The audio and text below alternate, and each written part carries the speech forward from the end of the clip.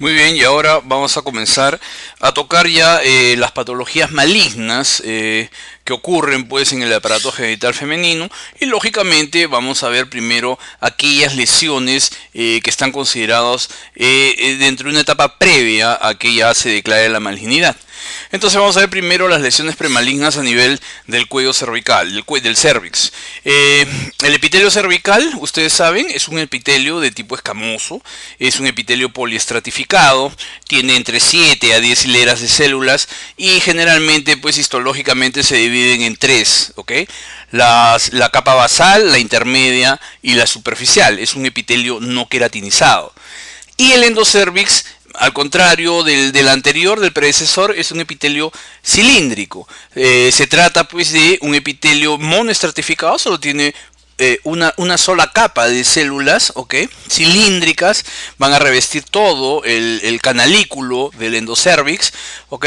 Y tiene células muy especializadas, sobre todo con formaciones glandulares. Es importante saber que a través de la evolución en la vida de la mujer, el ambiente, digamos, el ecosistema que va a estar en relación con el cuello va a ir cambiando de acuerdo a la edad, y esto es supeditado a los cambios hormonales, los cambios fisiológicos y lógicamente a el componente que predomine en la flora vaginal. Entonces, cuando la mujer pues está en una etapa en la niñez previa a la etapa puberal, y cuando está pues en la menopausia, el pH a nivel vaginal es un pH con tendencia a ser un pH neutro.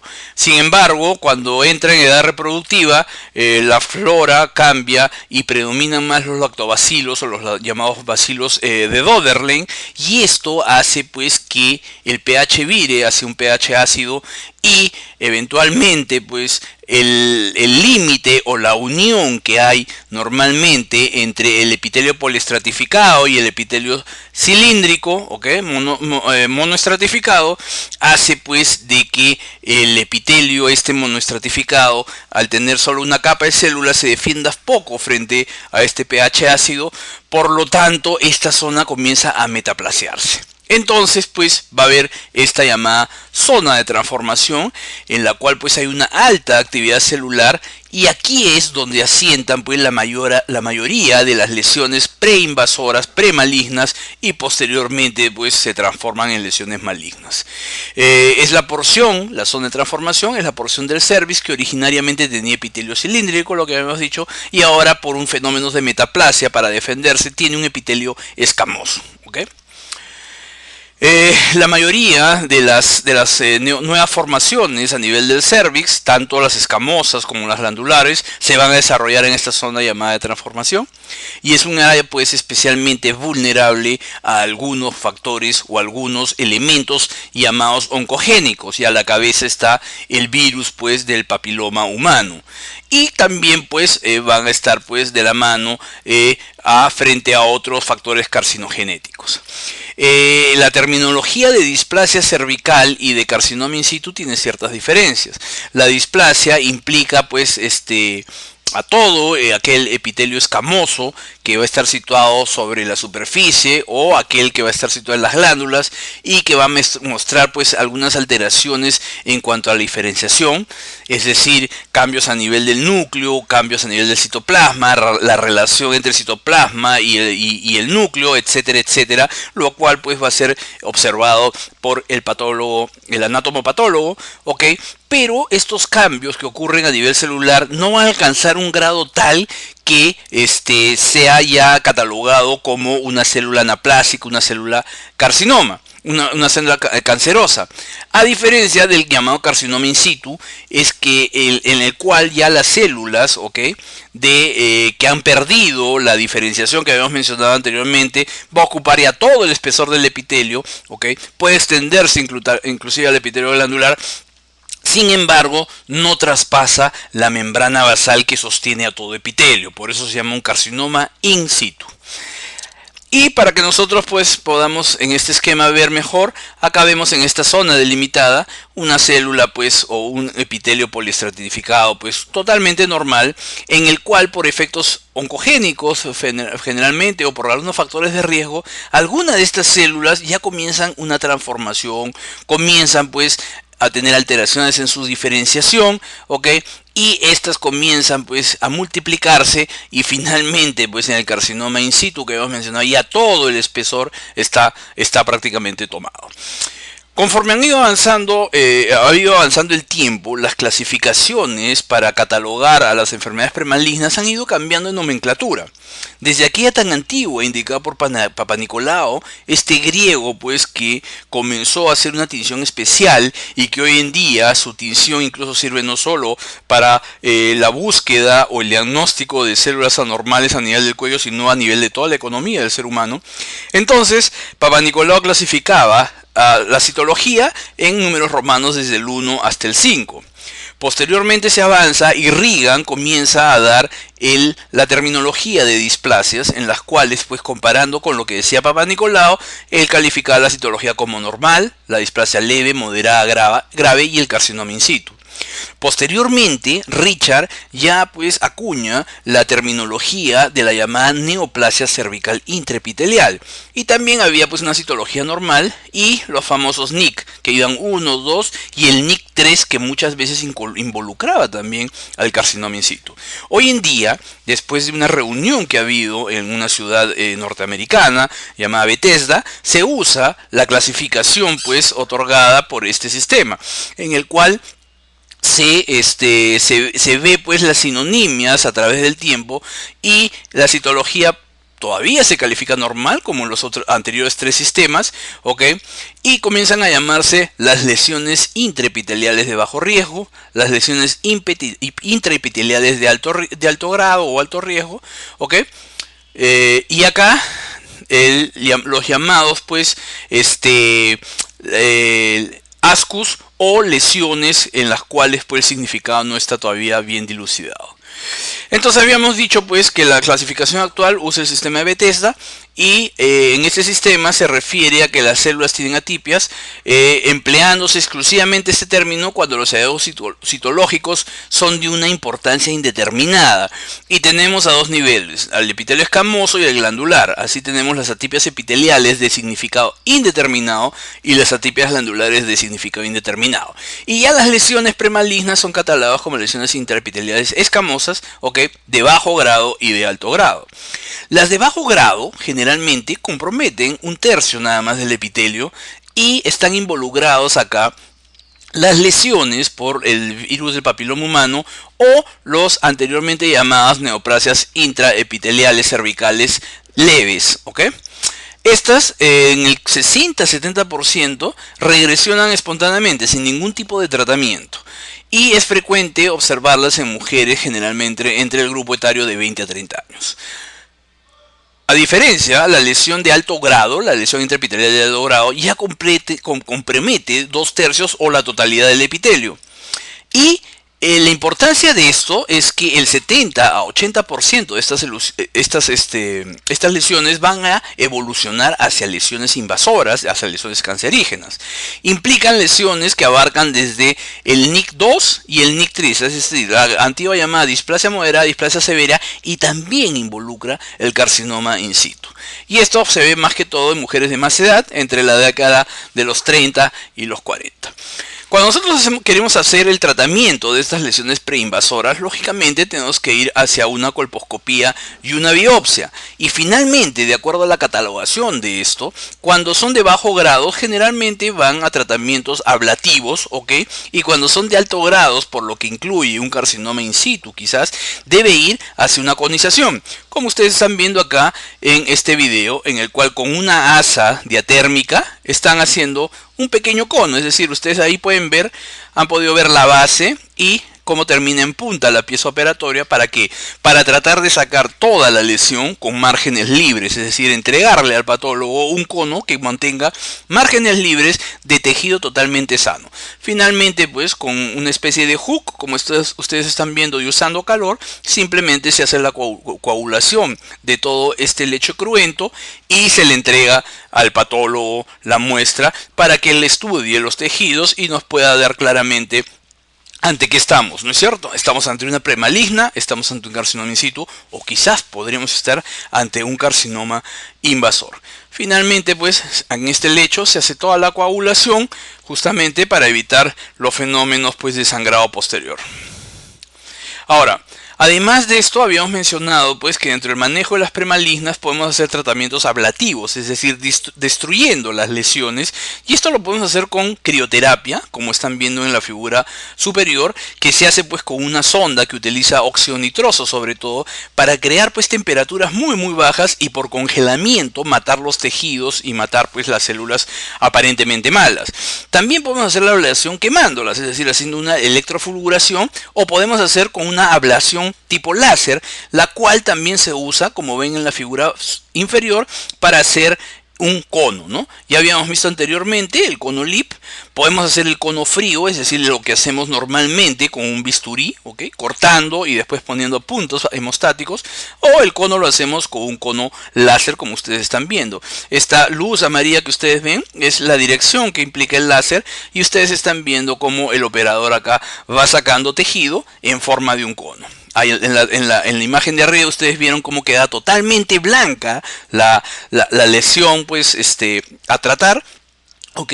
Y lógicamente se ha quemado ese tejido, se ha hecho el fenómeno ablativo. Por lo general, los tratamientos ablativos deben ser usados para lesiones premalignas, y ya cuando se sospecha de que haya un cáncer in situ, es preferible hacer un cono para mandar márgenes libres al patólogo, pero también en algunas ocasiones incluso se menciona que la crioterapia podría ser una alternativa, siendo la mayoría de oncólogos que prefieren pues usar el hecho de hacer cono. Acá ya terminando, habiendo sacado la pieza operatoria, con el mismo láser se hace pues la coagulación de todo ese lecho cruento, y no es necesario colocar puntos ni nada de eso. Simplemente queda ahí y ya va a haber una cicatrización y una posterior fibrosis.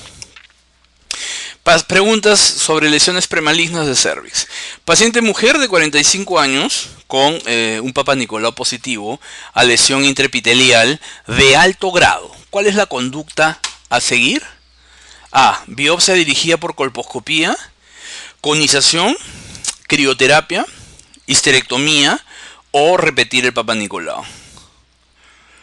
Entonces, si nosotros tenemos un Papa Nicolau que ya nos está mencionando que puede haber una lesión intraepitelial de alto grado, es decir, puede haber una displasia moderada, una displasia severa o incluso un carcinoma in situ, lo que deberíamos ir es a extraer partes o biopsias, tejidos, para que el patólogo nos diga pues realmente, sabes que estás ante tal situación.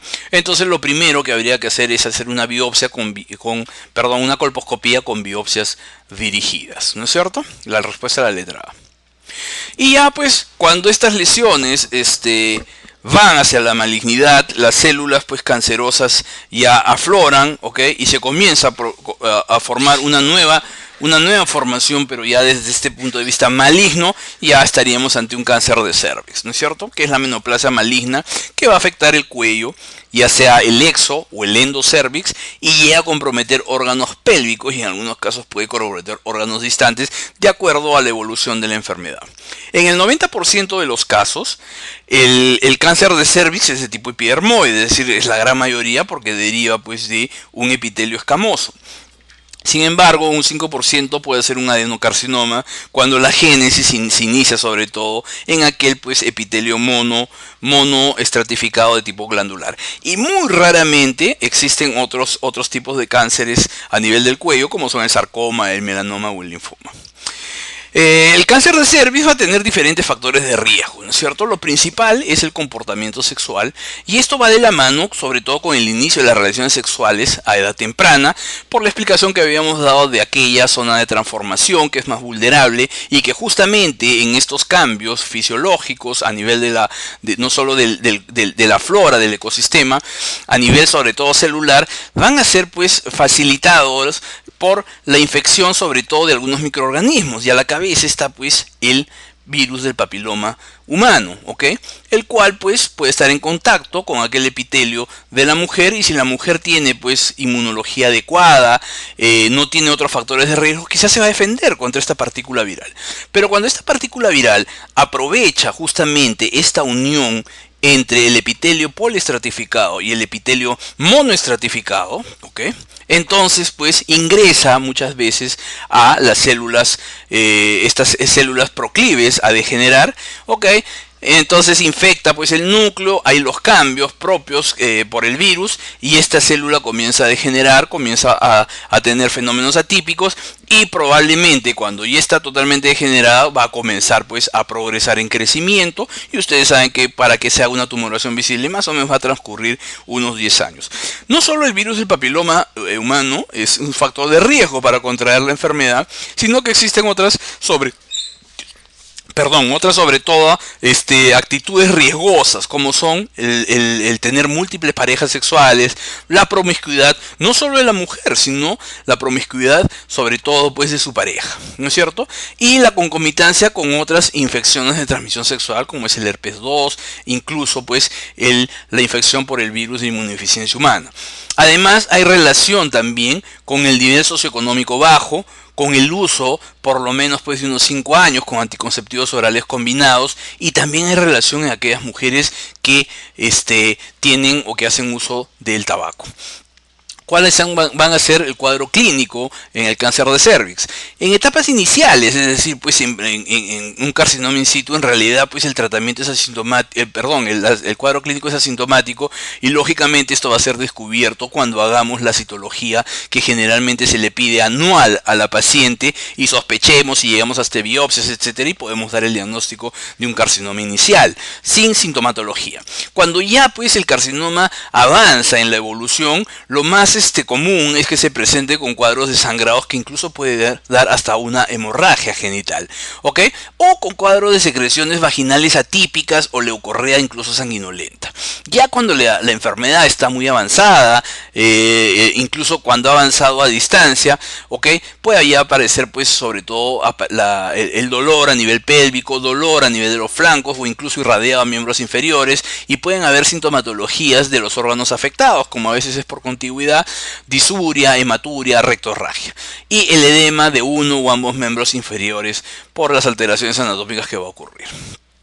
En cuanto al diagnóstico, pues es haciendo una buena historia clínica, haciendo una buena anamnesis sobre todos los antecedentes, número de parejas sexuales, infecciones de transmisión sexual, a qué edad comenzó sus relaciones sexuales, métodos anticonceptivos usados, etcétera, etcétera, etcétera. Y cuando haya sintomatología, ya saben, sobre todo el sangrado, muy frecuente es que cuando ya está avanzada un poco la enfermedad a nivel cervical, aunque sea, el sangrado va a ser poscoital, porque en los microtraumatismos que van a ocurrir durante el acto sexual, estas lesiones van a comenzar a sangrar.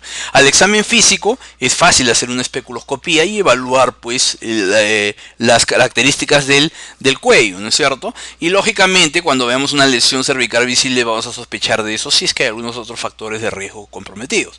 Por ejemplo, la ulceración superficial, ya ver un tumor exofítico en el exocervix o una infiltración en el endocervix. Y lógicamente lo principal pues es hacer la citología o el estudio del tejido, ya sea por biopsia o por una conización, ¿no es cierto? Generalmente empezamos con una citología cervical, haciendo el Papá Nicolau. El patólogo nos va a informar de acuerdo pues a los parámetros del sistema Bethesda, ¿ok? Y cuando ya sea necesario y conveniente deberíamos hacer una colposcopía para hacer una biopsia dirigida, en la cual tomamos muestras y mandamos pedazos de tejidos al patólogo. La propagación que tiene este tipo de cáncer es básicamente por contigüidad, es una extensión local, y va generalmente por progreso hacia la vagina o lateralmente hacia los paramétrios, los ligamentos también llamados de McEnroe o cardinales, ¿no es cierto? La propagación vascular se hace generalmente cuando es a distancia. Lo principal es que llegue a pulmones, ¿ok? Y eso se ocurre ya en enfermedades avanzadas.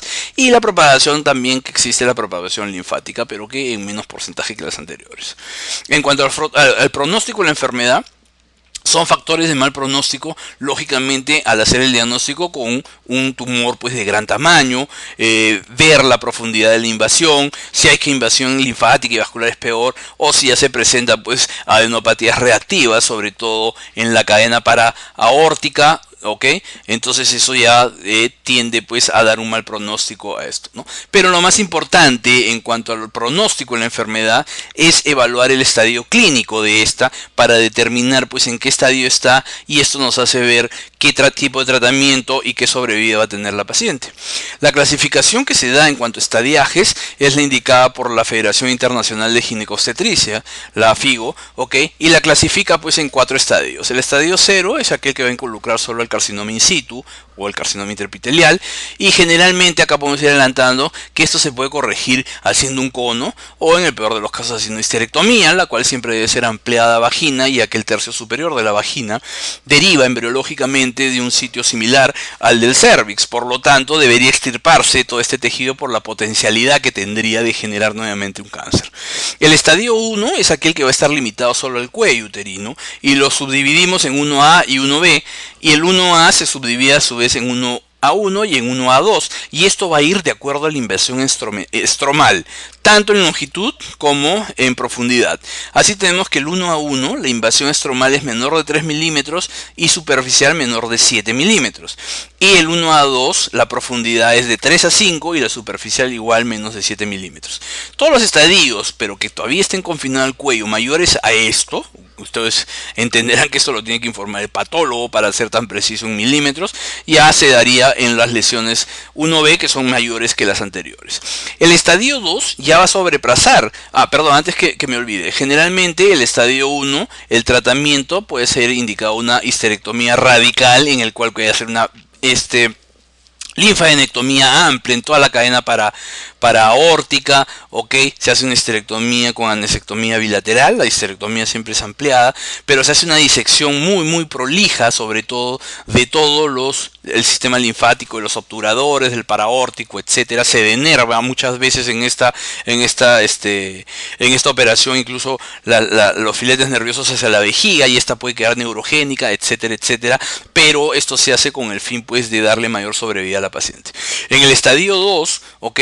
El cáncer ya sobrepasa el cérvix, pero no llega a las paredes pélvicas, y si ha ido hacia la vagina no llega hacia el tercio inferior de esta. Entonces el 2A no están afectados los paramétrios, y el 2B están afectados los paramétrios, ¿ok? En el 2A llega el cáncer a la vagina, ¿ok? Y en el 2B llega el cáncer a los paramétrios, ¿ok? Pero no llega hasta la pared pélvica, a diferencia del estadio 3, en el cual la enfermedad ya llega a la pared pélvica o al tercio inferior de la vagina, y o es causante de una hidronefrosis o anulación funcional de un riñón. El 3A es la extensión hacia el tercio inferior de la vagina, y el 3B la extensión es hacia la pared pélvica, o se presenta lo que habíamos mencionado de la hidronefrosis. Y el estadio 4, ¿ok? Sobrepasa la pelvis, afecta la mucosa de la vejiga, el recto, etcétera, y lo dividimos en 4A o 4B. La es la extensión a los órganos adyacentes, mucosa, vejiga o recto, y el B pues la metástasis a distancia. En estos últimos 3 estadios, 2, 3 y 4, fundamentalmente interviene la radioterapia, la sobrevida es mucho menor, y en el último incluso la radioterapia y la quimioterapia juntas. Y esto es más o menos para que ustedes vean cómo es, y la supervivencia más o menos a 5 años, ¿no? Con un carcinoma, en carcinoma in situ la supervivencia es 100%, ya según el estadiaje va disminuyendo, llegando hasta solo 7% en el estadio 4. Y ustedes, para que vean, el 1 es confinado solo al útero, el 2 hay afección, puede ser de los paramétrios o de la vagina, pero no llega al tercio inferior y no llega a pared pélvica, a diferencia del 3, en el cual el parametrio es tomado hasta el hueso pélvico y la vagina en toda su totalidad. Y el 4 pues ya hay Diseminación sobre todo pues a órganos contiguos, recto, vejiga o lo que es peor puede llegar incluso a órganos distantes como el pulmón. ¿Cuál es el tratamiento del cáncer de cuello uterino? Fundamentalmente es la cirugía, se da mucho porcentaje en mujeres jóvenes, se puede usar la radioterapia también en estadios muy avanzados se combina radioterapia con quimioterapia. Las series indican que el tratamiento en realidad no guarda mucha diferencia entre cirugía y radioterapia. Sin embargo, como se ve muchas veces en mujeres jóvenes, para preservar la estructura gonadal, es decir, los ovarios, como van a ser irradiados, se prefiere primero la cirugía a la radioterapia. Preguntas. En una paciente sometida a conización por sospecha de neoplasia intraepitelial cervical escamosa de alto grado, es decir, un NIC3, la anatomía patológica nos informa zonas de invasión del estroma con una profundidad de 6 milímetros. No está hablando superficial ni de extensión, sino profundidad. ¿Cuál es el estadio del carcinoma? A. Es un carcinoma in situ. B. Es un estadio 1A1 de carcinoma de cuello uterino. C. Es un estadio 1A2 de carcinoma de cuello uterino. D. Es un estadio 1B de carcinoma de cuello uterino. E es un estadio 2 de carcinoma de cuello uterino. Entonces acá vemos pues que la lesión está simplemente, se ha hecho un cono, está sometida solo o se ha extendido o está solo limitada al cuello, ¿no es cierto? Entonces podría ser desde el estadio 0 al 1 y punto. El 2 no puede ser porque ahí ya ha sobrepasado el cuello. Ahora, acá nos está informando que hay invasión. Si hay invasión, entonces no puede ser carcinoma in situ, definitivamente. Podría ser o un estadio 1A o un 1B. Y eso va de acuerdo a lo que habíamos mencionado en cuanto a la profundidad o a cuanto a la extensión. Acá no nos dan extensión, simplemente nos dan profundidad y nos dice que es de 6 milímetros. Entonces nosotros habíamos visto que aquellos que superaban los 5 milímetros eran un estadio B de carcinoma. La respuesta es la letra D. ¿Cuál es la enfermedad asociada al virus papiloma humano del grupo 18? Las verrugas planas, el cáncer cervical, el condiloma acuminado, el cáncer de endometrio o el cáncer de piel. Entonces acá pues hemos mencionado que el virus del papiloma humano tiene múltiples serotipos, creo que son cerca de 90 en la actualidad, pero sobre todo el 16, el 18 y el 31 tienen mucha asociación con cáncer de cervix, la letra B, porque existen otros, sobre todo creo que es el 16, no recuerdo, el 11 y el 16 no, el 6 y el 11 creo, que están más de la mano con la génesis de los condilomas acuminados, ¿ok? Y las verrugas planas generalmente son producidas por el Treponema pallidum, y el cáncer de endometrio en realidad no tiene nada que ver con cáncer o con virus del papiloma humano. El cáncer de piel no recuerdo bien, las verrugas vulgares, eso sí tienen relación, pero no creo. La respuesta para el serotipo 18 es el cáncer de cervix. Siguiente pregunta. Mujer de 40 años con carcinoma de cervix va a presentar sangrado postcoital y dolor pélvico mal definido. Al examen, cervix con eritroplasia periorificial de consistencia dura y sangrante. Tacto rectal, parametrio derecho, se encuentra infiltrado en un tercio interno. ¿Cuál es el estadio clínico? Bueno, entonces están diciendo que es una mujer de 40 años, mujer joven, con carcinoma de cervix, y ha presentado un sangrado postcoital por lo que hemos mencionado. Además tiene ya un dolor pélvico mal definido, se ve pues que hay una eritroplasia de consistencia dura y sangrante, y cuando se hace la evaluación de los parámetros se nota que están tomados o infiltrados hasta el tercio interno, es decir, no llega a la pared pélvica. ¿Cuál es el estadio clínico? ¿El 2A, el 1A, el 2B, el 1B o el 3A? En este caso, pues, la tumoración ha salido del cuello y ha llegado sobre todo por contigüidad a estructuras vecinas, ¿no es cierto? Entonces acá, cuando no hemos tomado todavía la pared pélvica ni ha llegado hacia el tercio inferior vaginal, estamos ante un estadio 2 y como está tomado el parámetro estaríamos ante un estadio 2B. El síntoma o signo más frecuente en pacientes con cáncer de cervix es el dolor pélvico, la hemorragia vaginal, el flujo vaginal maloliente, las náuseas y vómitos o la sensación de tumor pélvico. Entonces habíamos dicho pues que ya cuando la enfermedad se hace evidente y está avanzada, lo más común es que aparezcan los sangrados, ¿no es cierto? Muchas veces secundarios, sobre todo a los microtraumas que producen las relaciones sexuales, o a veces pueden ser sangrados espontáneos, pero lógicamente el principal síntoma o signo es el sangrado. Siguiente pregunta. Paciente de 40 años de edad que acude a la consulta por sangrado poscoital de 2 semanas de evolución. Al examen pélvico tiene un cérvix ulcerado, hipertrófico, sangrante, poco móvil. El cuerpo uterino de 6 centímetros, los anexos no son palpables y al tacto rectal el útero es duro, con parámetros tomados en sus 2/3 internos. El diagnóstico clínico es...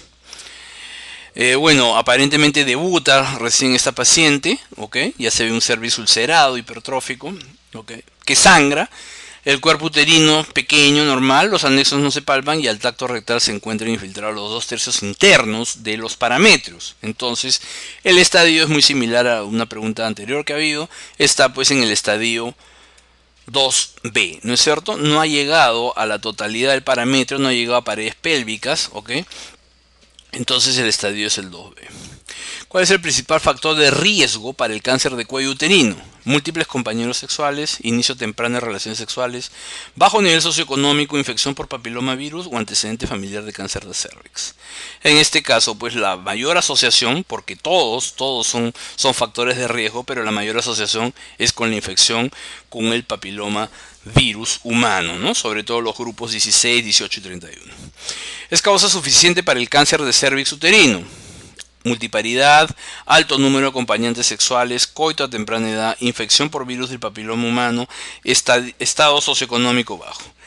Bueno, en realidad pues que haya una asociación así es prácticamente darle la etiología al cáncer a alguien, ¿no? Y hemos visto pues que no se conoce exactamente la causa exacta, pero sí que hay una fuerte asociación, ¿no? Y la asociación más fuerte de todos los factores que están mencionados acá, lógicamente va a ser la infección por virus del papiloma humano. Muy bien, y ahora vamos a ver otro tipo de enfermedad premaligna y cómo se llega a la neoplasia maligna de esto, que es el endometrio. Vamos a comenzar por lo que es hiperplasia endometrial. Y estas son definidas como aquellas lesiones que van a proliferar de las glándulas del endometrio y en menor grado del estroma endometrial. Por lo común, esto tiene una causa que está muy asociada con el estímulo oestrogénico crónico hacia este tipo de epitelio. Y lógicamente que no hay una opción opuesta, como lo hemos estado mencionando desde que hablamos de ciclo endometrial normal, por lógicamente la progesterona. Y esta lesión, esta hiperplasia se puede observar a nivel de cualquier grupo etario, lógicamente que en aquellas pacientes pues, que tengan mayores factores de riesgo va a ser más frecuente. Las hiperplasias endometriales se van a clasificar como aquellas como simples, en la cual ustedes van a ver pues que hay un aumento de la proporción de las glándulas respecto al estroma, ¿ok? Las glándulas pueden estar dilatadas, ¿ok? O ser de aspecto quístico. Y muchas veces algunos le dicen hiperplasia quística o hiperplasia en aspecto de queso suizo o queso gruyère. También están aquellas hiperplasias catalogadas como las complejas, en las cuales se ve gran cantidad glandular, como en esta muestra histológica, con muchas glándulas y que incluso el estroma casi no existe y pues lógicamente la arquitectura se ha distorsionado tanto y se hace más compleja. Y por último tenemos las hiperplasias atípicas, en las cuales ya se demuestran que hay cambios en la diferenciación citológica, habitualmente son focales, y estos hallazgos tienen hallazgos estromales variables. La actividad mitótica no es un criterio de diagnóstico fiable y los distintos grados no relacionados con progresión a carcinoma pueden establecerse en esta entidad. ¿Cuáles son los factores de riesgo para que una mujer haga finalmente una hiperplasia endometrial? En primer lugar, la edad. Aquellas mayores de 45 años tienen mayor propensión a hacer esto.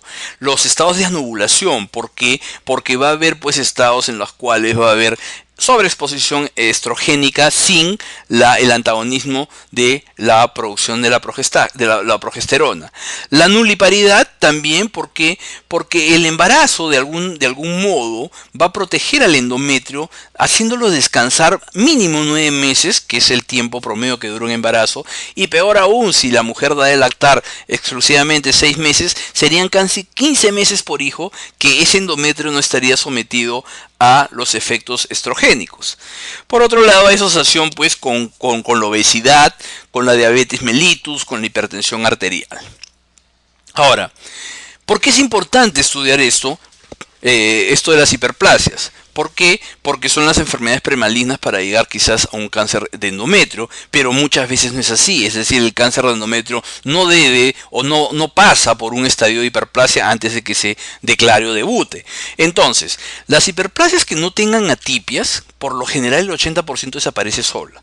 18% persiste y un 2% progresa a cáncer. Al contrario, aquellas que tienen atipia, el 60% puede desaparecer, el 20% persiste, pero ya un 20% puede progresar a cáncer. Es decir, la quinta parte de estas pacientes pueden llegar a un cáncer de endometrio. Y este tiempo de progresión desde la hiperplasia hacia un adenocarcinoma es aproximadamente de 10 años. Y con atipias es de 4 años, es decir, incluso se reduce el tiempo de progresión. ¿Cómo vamos a hacer el diagnóstico de una hiperplasia endometrial? En primer lugar, con la evaluación pues ultrasonográfica, la cual no debe ser mayor de 15 milímetros en las mujeres premenopáusicas y no deben de ser mayores de 5 milímetros en las posmenopáusicas, pero sin la salvedad de aquellas que no reciben terapia de sustitución. El diagnóstico fundamental acá es un diagnóstico anatomopatológico, es decir, que el patólogo con el estudio del tejido nos va a dar el diagnóstico. Y las muestras se envían pues generalmente haciendo biopsias que se pueden hacer en consultorio, hay aspiración ahora con cánulas flexibles, el más común es el llamado el PIPEL, o se puede hacer con una cureta de Novak, una cureta de metal, muy usada, al menos en mi hospital, o incluso se puede llegar a hacer la biopsia, la toma de la biopsia por un legrado uterino, el cual siempre debe ser fraccionado, es decir, tomando primero una fracción endocervical y posterior una fracción del cuerpo del fondo uterino, o incluso hasta se puede hacer por histeroscopía. El diagnóstico diferencial debe hacerse con el endometrio proliferativo normal, ¿okay? Con un pólipo endometrial, una atrofia endometrial, sobre todo en pacientes de mayor edad o que ya estén en menopausia, y lógicamente pues con el adenocarcinoma, es decir, con el cáncer endometrial. El tratamiento. Aquellas pacientes que tengan una hiperplasia ya sea simple, compleja, pero que no tengan atipia, puede ser conservador de acuerdo sobre todo a la edad de la paciente. Y se puede usar el acetato de medroxiprogesterona a razón de 10 miligramos durante la segunda fase del ciclo por unos 3 a 6 meses y posteriormente hacer la evaluación ecográfica y sobre todo la evaluación histológica. Puede ser también expectante con un muestreo intermitente del endometrio. Creo que esto es más riesgoso, o finalmente pues incluso se puede llegar a una ablación endometrial, es decir, esto se puede hacer vía histeroscópica. Se usa un aditamento que se llama un rolón, es como una bolita y comienza a quemarse, ¿ok? Todo el endometrio hasta la capa basal para que este no vuelva a proliferar.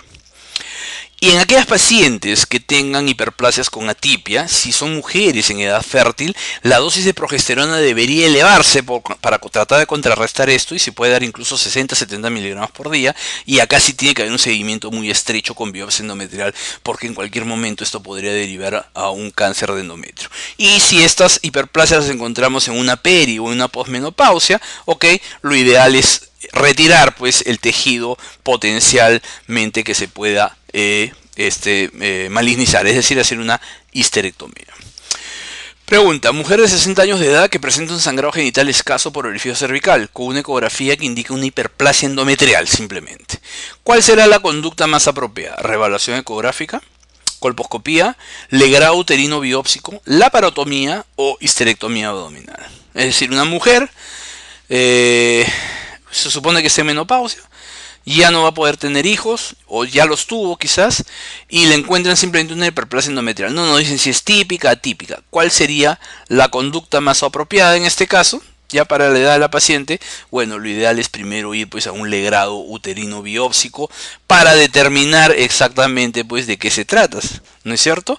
Si esto es realmente una hiperplasia endometrial o es un cáncer, porque si es un cáncer definitivamente va a ir una histerectomía abdominal. Ahora, 60 años habría que ver qué otros factores de riesgos, porque algunos podrían decir, pero ¿por qué no le sacamos el útero de una vez, no?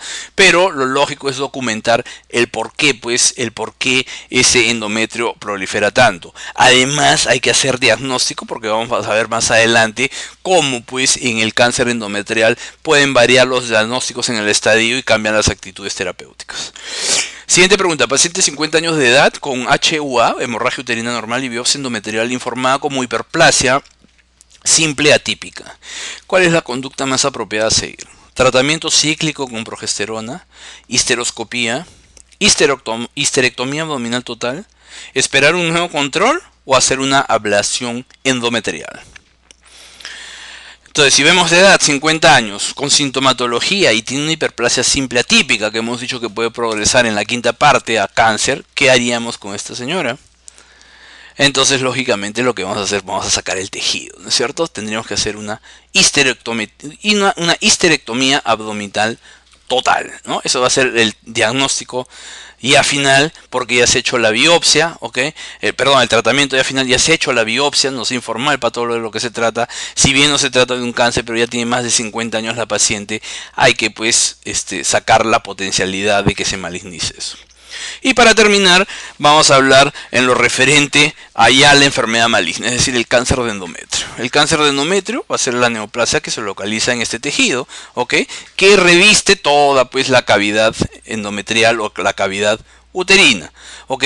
Y lamentablemente en la actualidad, a diferencia, por ejemplo, el cáncer de cervix o el cáncer de mama, no existe un método de detección temprana, ¿ok? Para llegar a un diagnóstico oportuno, temprano de esta enfermedad.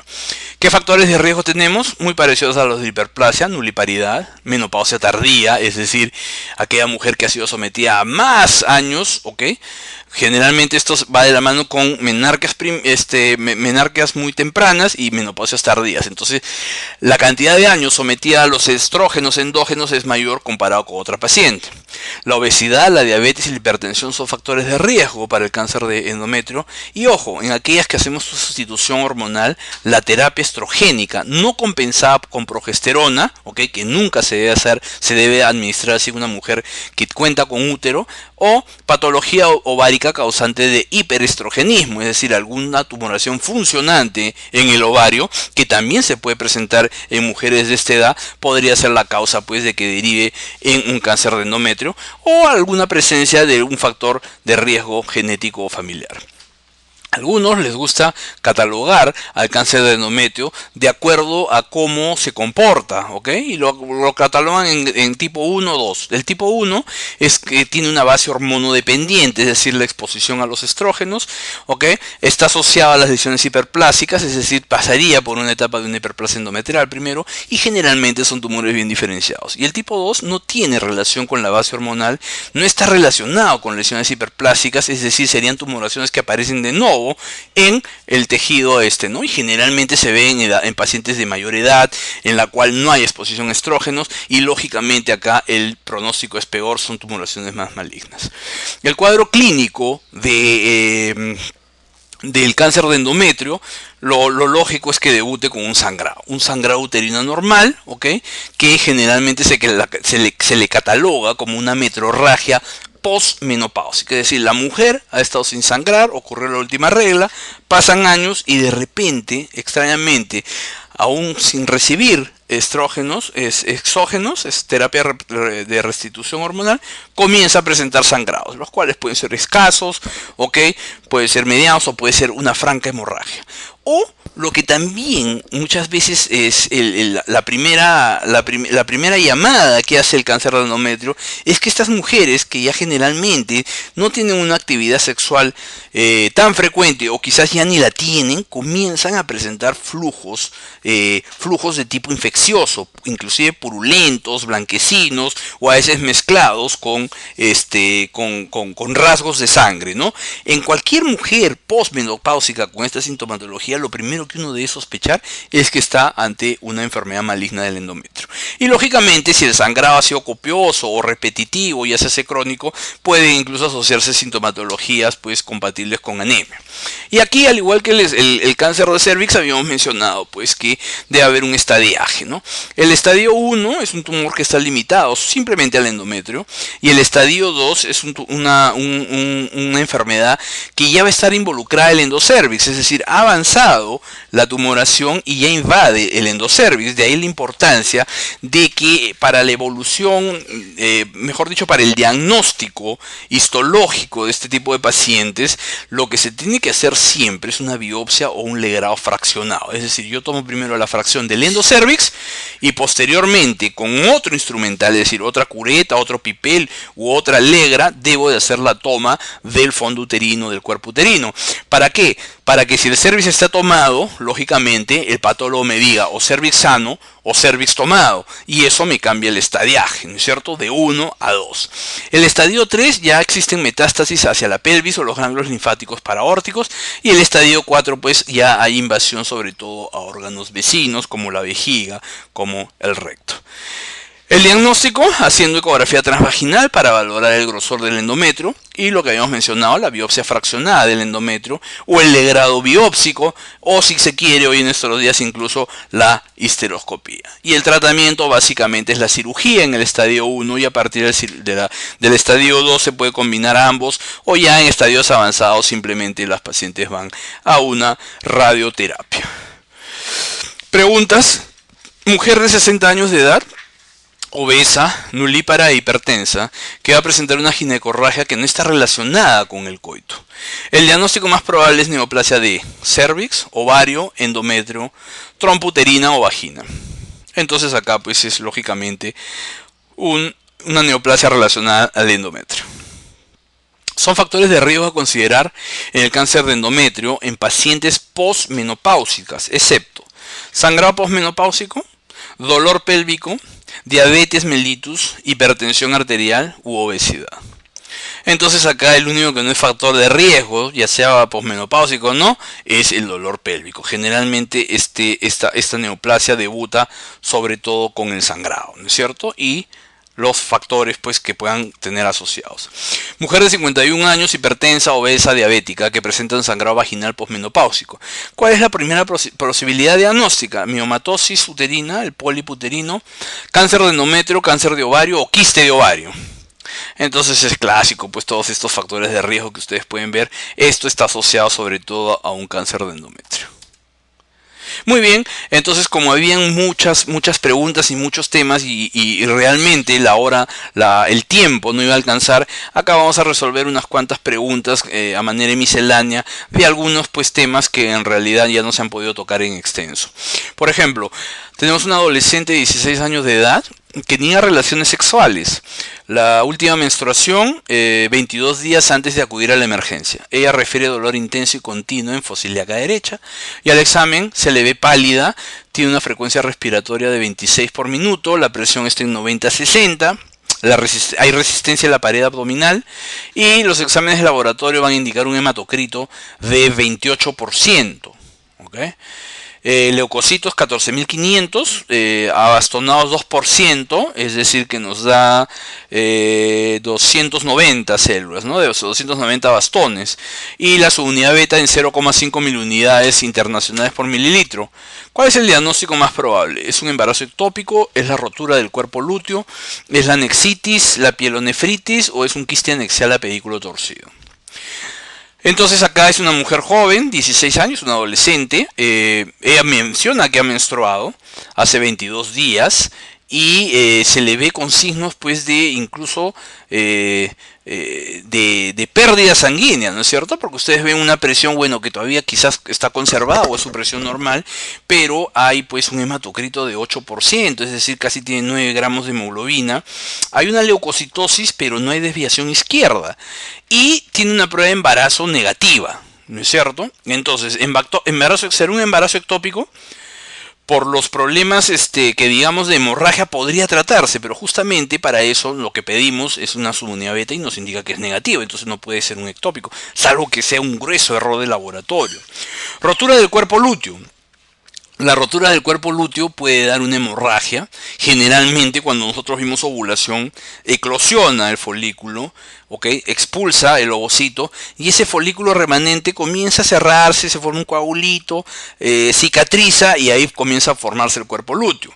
Pero van a existir eventualidades como esta, en las cuales que persiste el sangrado, ¿ok? Hay goteo, todo, y comienza a ver pues la sintomatología de un abdomen agudo quirúrgico, como en esta paciente, que tiene signos de pérdida sanguínea interna, ¿ok? Hay resistencia a la pared abdominal, y si bien no hay retraso menstrual y la subunidad beta es negativa, uno tendría que pensar en eso, ¿no? Rotura del cuerpo lúteo, o lo que se llama, lo que más catalogamos como cuerpo lúteo hemorrágico, y existe otra eventualidad también como folículo hemorrágico, ¿no es cierto? Algunos lo catalogan así, que el cuerpo lúteo no se va a formar y el folículo es el que sigue sangrando. Es una anexitis, difícilmente, ¿no es cierto? Porque la hemoglobina está tan baja, si bien hay leucocitosis, pero esta leucocitosis va a estar de la mano sobre todo con los niveles pues disminuidos de hemoglobina, y hay como una reacción que puede ser hasta normal, y lógicamente no hay bastones porque no es un cuadro infeccioso. Quiste anexial a pedículo torcido. El quiste anexial viene con un dolor intenso, cíclico, ¿ok? Y ya no calma ni siquiera con analgésicos, pero no tiene nada que ver que disminuya el hematocrito, que da leucocitosis. Hasta leucocitosis, a veces una pequeña podría haber sin desviación izquierda, pero en realidad no es el cuadro. Entonces acá lo más cercano es que sea una rotura del cuerpo lúteo.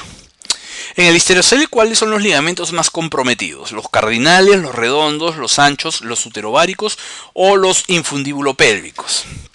Cuando nosotros vemos este tema de todo lo que son los ligamentos, o digamos los elementos que soportan, que fijan o que sostienen, ustedes van a encontrar, de acuerdo a los autores, los anatomistas, que muchas veces usan como sinónimos todos estos términos: soporte, fijación y suspensión.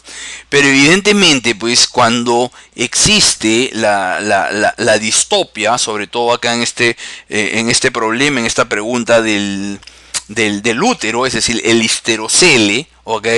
Tiene que haber pues compromiso de justamente los ligamentos que se insertan en el cuello. ¿Y cuáles son los ligamentos que se insertan en el cuello? Los uterosacros y los cardinales, también llamados parametrios o ligamentos de McEnroth.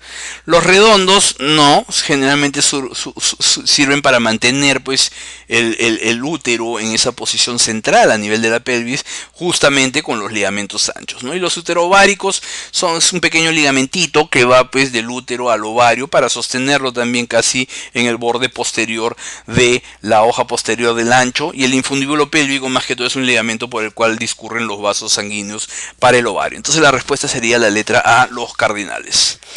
El flujo sanguíneo por el pezón es más característico, el flujo sanguinolento por el pezón es más característico que de ectasia ductal, cáncer de mama, papiloma intraductal, mastalgia cíclica o quiste de mama. Cuando hay flujo por el pezón, estos generalmente indican patología benigna, raramente maligna, y puede ser de múltiples características, ¿no es cierto? Lechoso, verdoso, amarillento, o puede ser sanguinolento. Este flujo sanguinolento es se le relaciona mucho, sobre todo con la formación de un papiloma intraductal. Mujer de 70 años de edad que al examen clínico presenta una tumoración anexial izquierda de 6 centímetros de diámetro, de superficie regular, no móvil, no dolorosa. ¿Cuál es el marcador tumoral que solicita para el seguimiento de este caso? El CA125, el CA15-3, una alfa-fetoproteína, el HCG o el antígeno carcino embrionario. Cuando nosotros hacemos el estudio prequirúrgico de una paciente que tiene una tumoración para esa edad, siempre tiene que ser extirpada, ¿ok? Entonces hacemos los llamados marcadores tumorales, ¿no es cierto? Y si bien pedimos todos a la cabeza, siempre que solicitamos es el CA125, porque si bien no nos va a ayudar para hacer el diagnóstico en sí, lo que nos sirve es cuando este esté elevado para hacer la monitorización del tratamiento, es decir, luego de la extirpación y luego del tratamiento, si es que se requiere, por ejemplo, radioterapia, quimioterapia, sobre todo cuando hablamos de cáncer de ovario, entonces vamos dosando estos marcadores tumorales para ver cómo van bajando, y si comienzan a subir o se mantienen, quiere decir que algo está pasando y que incluso esa paciente podría requerir una nueva intervención quirúrgica. Sin embargo, también dentro de los marcadores tumorales pedimos alfa-fetoproteína, pedimos HCG, pedimos antígeno carcinoma embrionario, pero el marcador tumoral que más se solicita es el CA125. Muy bien, con eso hemos terminado y les agradezco por su atención. Muchas gracias.